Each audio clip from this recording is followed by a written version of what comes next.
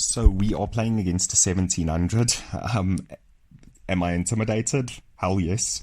But you know what? I'm going to give it my best and let's see what happens. This is one of the highest rated players that I've played on chess.com. So let's see what happens. So my opponent starts very solidly, just plays e4. I respond with e5, and I have no idea what I'm doing. I haven't really played against too many 1700s. I don't know what their opening knowledge is like. I know I have no opening knowledge. I'm playing black here and I am just winging it. I don't really have anything to play against any move with black.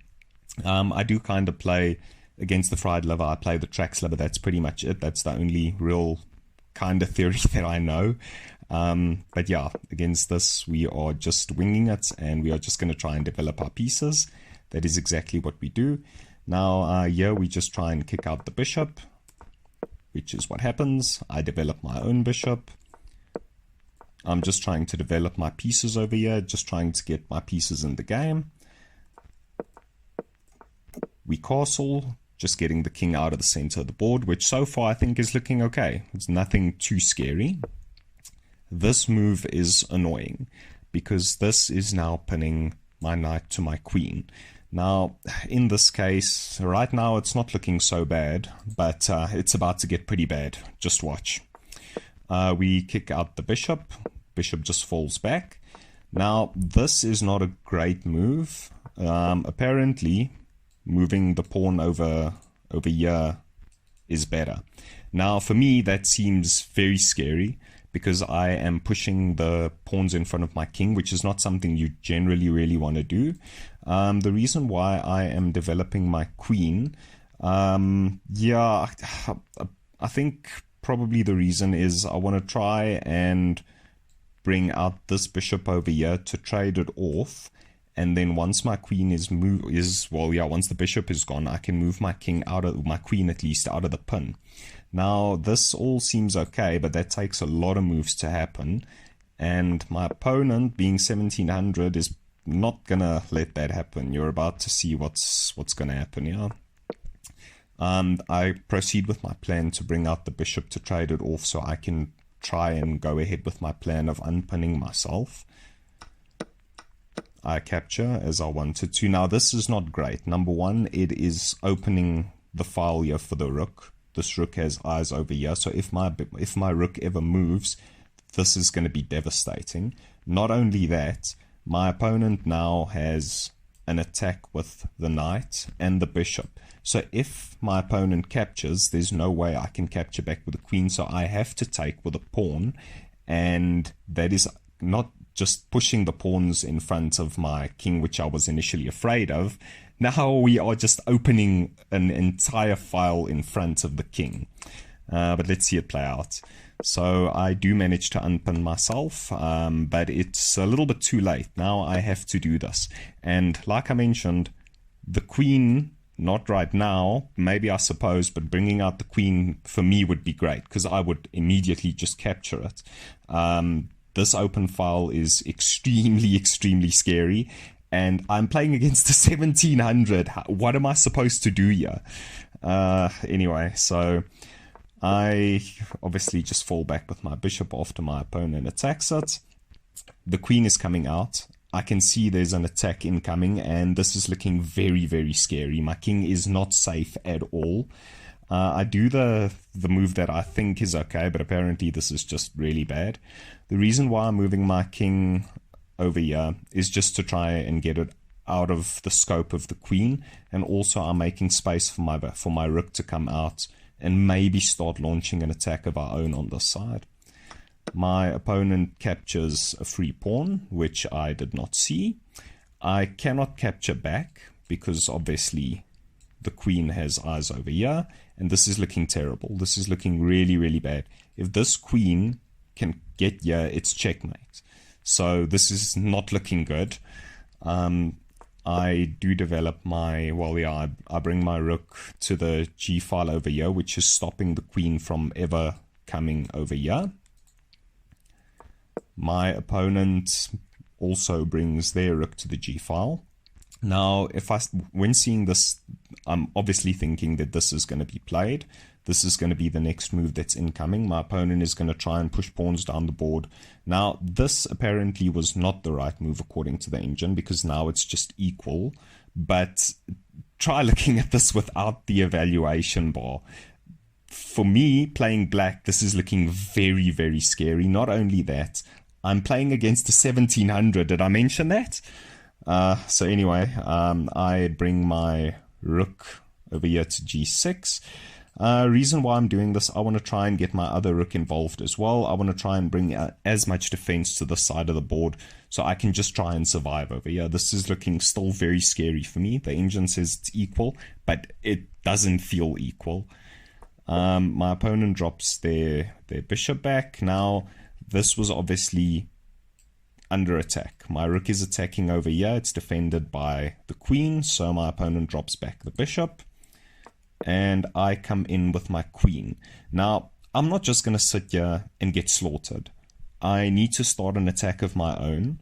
My opponent cannot castle on this side because the rook is moved. This side of the board is very undeveloped. This is the only place where I feel like I can get counterplay. And if I start attacking over here, this pawn is undefended. My opponent can drop back with a queen, which would be fine. I would not be able to capture over here, but I would be able to bring in my rook. And then if the queen is no longer defending here, we add another defender on this side. The king would then have to move here to defend, because if the queen drops back, we're just going to capture this pawn anyway. So I think this is a good solid move. I think it's creating some counterplay for myself. I'm not just going to sit here and wait. I need to do something.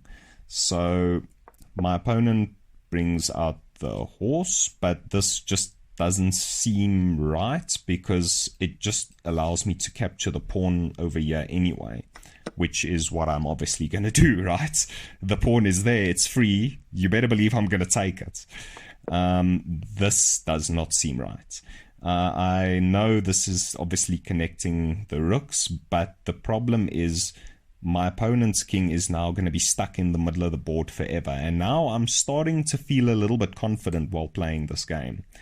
I can see that there's another pawn hanging over here. If this pawn falls, there's a very good chance this pawn is going to fall as well. The only thing that I am a little bit scared of, my opponent's rooks are now connected. So it's very possible for him to start attacking my queen.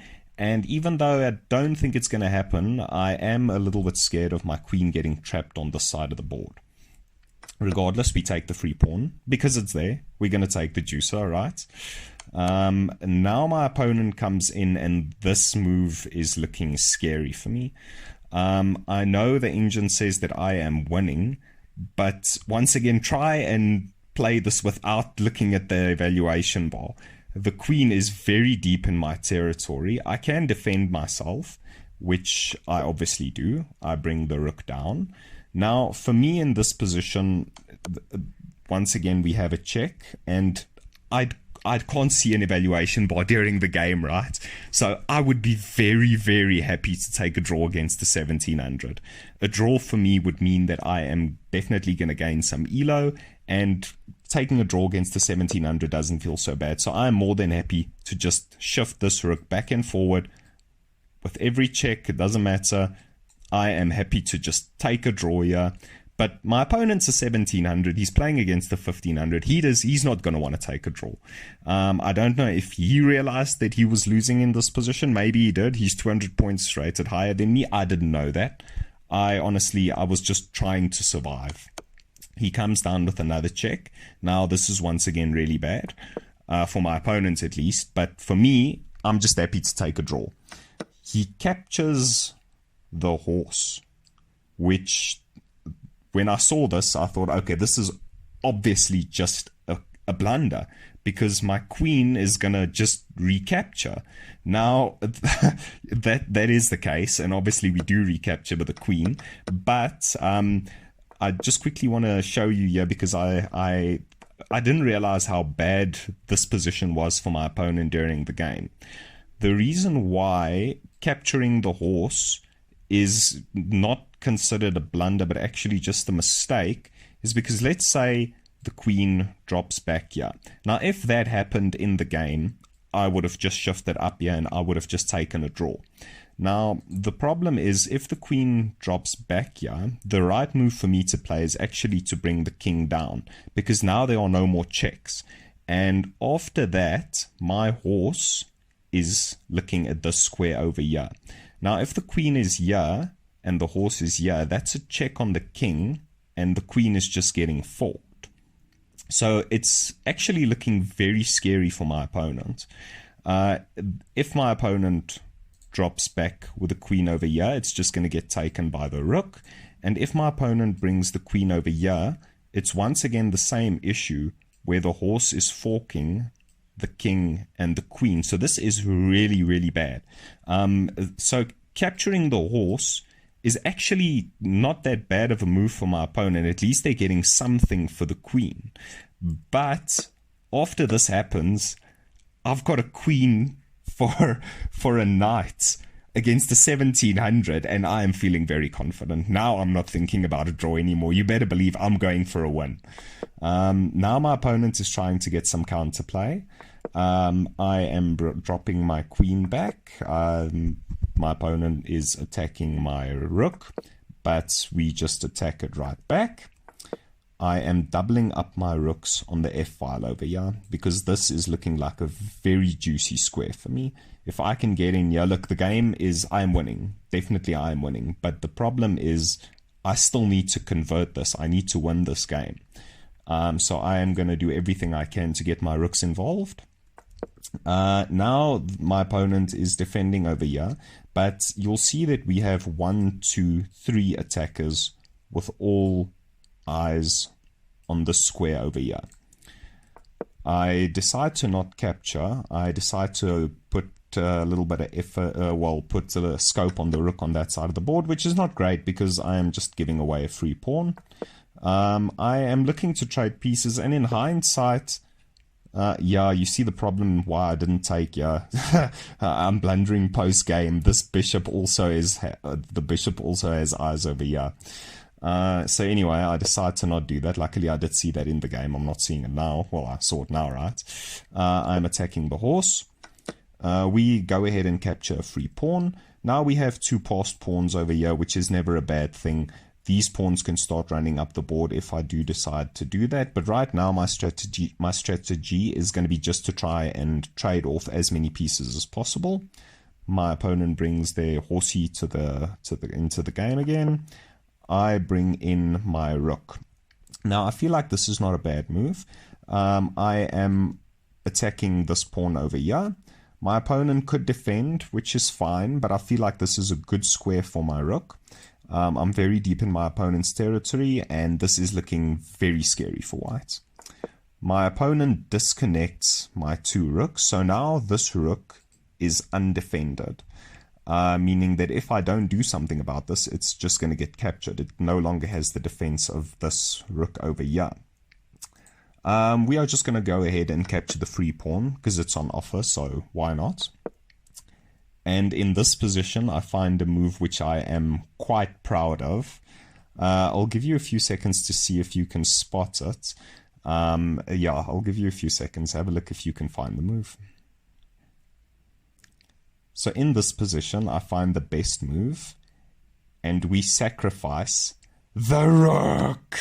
We had to, right? I mean, I had to do it. Now, the reason why this move works, if they recapture, which is what I'm expecting, I will be able to capture the bishop as well. Now, if we have a look at it, we capture the knight, and then we capture the bishop. So we get a knight and a bishop for a rook. Trading off 2 pieces for the rook is always going to be the right move. Now, even though that's not the best follow-up, it's fine. Okay, so obviously we get checked. Not the end of the world. We just block. We get captured, and then we take with the other rook. So we manage to get, and this is fine for me. I don't mind doing this at all. Like I said, if you are in a position where you can trade a rook for 2 pieces, like your bishop and bishop, or knight and bishop, or knight and knight, you should do it, because you're getting 2 pieces for the rook. Now I am managing to get pieces off the board. I'm feeling very confident, and I feel like I am going to win against a 1700. Did I mention my opponent is 1700? We go ahead and capture the free pawn because it's there. We have mate in 22 on the board. Do you think that I'm going to spot that? No chance. It's not going to happen. But I am winning and I'm feeling confident. My opponent is doubling up the rooks on the G file, but this just doesn't seem like the right move. You can't capture your own pawn, right? I don't think this is the right way to get counterplay. Regardless, I'm not going to take here. I don't know if that's what my opponent's hoping for, but it's not going to happen. We go ahead and start pushing our pawns. Now, yes, I do lose the mate in 22, but I am not angry about that, to be honest, because there's no chance I was going to find that. We go ahead and bring our queen to the fourth file over here. My opponent attacks my queen. Now, this is looking a little bit dubious because this is a possibility now. If this does happen, because this pawn is defending the rook and the pawn is obviously defended by this rook over here. Now this is looking kind of scary for me. The good thing is my bishop has eyes over here, my queen also has eyes over here, so we definitely have an opportunity to cause some big damage. Mate in 6 is on the board. I'm not going to find it. But look, apparently that is the right move. My opponent has to fall back. That's the only legal move. We go ahead and attack the king again. Look, I suppose mate in 6 is mate in 5. Yeah, it should be findable, but I'm not going to find it. I'm just going to keep giving checks. My opponent once again plays the only legal move.